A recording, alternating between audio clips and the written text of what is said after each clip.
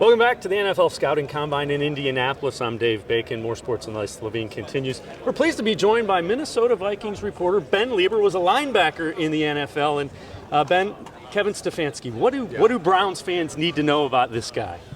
I love me some Kevin Stefanski. I tell you, so he and I have a long history together. I went to the Minnesota Vikings in 2006, and that was his first year under Brad Childress as well. And he was sort of his right-hand man. He was going to learn everything about the business, all the draft stuff, all the administrative stuff, and then worked his way in the coaching ranks from tight ends to running backs to quarterbacks to offensive coordinator.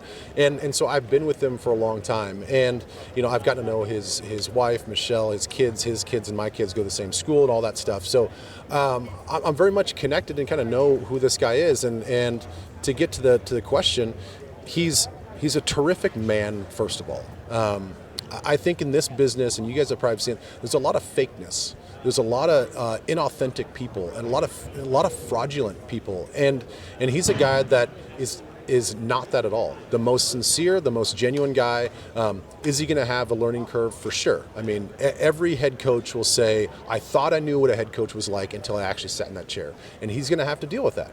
I mean, he saw it within 24 hours of his job. He's got to talk to Odell about canning money out to players. There are things at his job that he didn't have to deal with as a position coach and as a coordinator, but he's so even-keeled. He's so fair.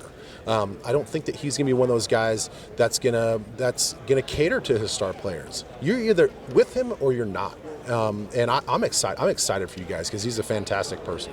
It also seems like he realizes that there are things that he's going to have to learn just in the way he's approaching everything. Is that accurate? Do you sense that? Yeah, I sense that. I think he knows with his dad being an executive in the NBA that and being so close with Childress when he was there.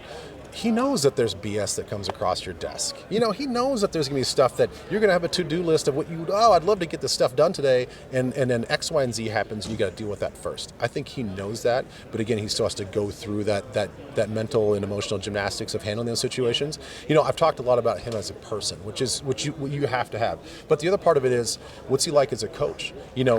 He's worked with Adrian Peterson. He's worked with Kyle Rudolph. He took Kirk Cousins, in which everybody thought he's hit his ceiling. They're like, oh, this is the guy. We already can paint the picture of what Kirk Cousins is. He's not going to be any more than that. And he got him to play at an elevated level that he's never played at before in his career. And Kirk Cousins is sort of a linear guy. A plus B has to equal C. And he took this guy that seems sort of rigid and made him more creative and made him think outside the box. And I think that's a true testament to him as a coach. It also seems like the Vikings were very much grooming him for that next step. They brought in Gary Kubiak, somebody that will help him do what he needs to do to get to that next level. Did you sense that as well?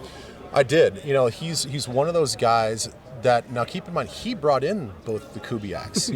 Everyone's saying is he going to be looking over his shoulder? Or is Gary going to take his spot? And it's like, no, you don't realize he saw an opportunity to strengthen his offense and strengthen this team by bringing in not only Clint, but also Gary to give him advice. And so he's one of those guys that's confident in what he's doing, but also humble enough to know that if I don't know it, and if there's an area that I need to learn, I'm going to bring in those people to help me out. So there's no braggadocious ego with this guy where he's going to stand on the table and say it's my way or the highway. He's going to say, all right, let's figure this out. If I don't have the answers, I'm going to bring somebody in that can help me figure out those answers, and that's what Gary did.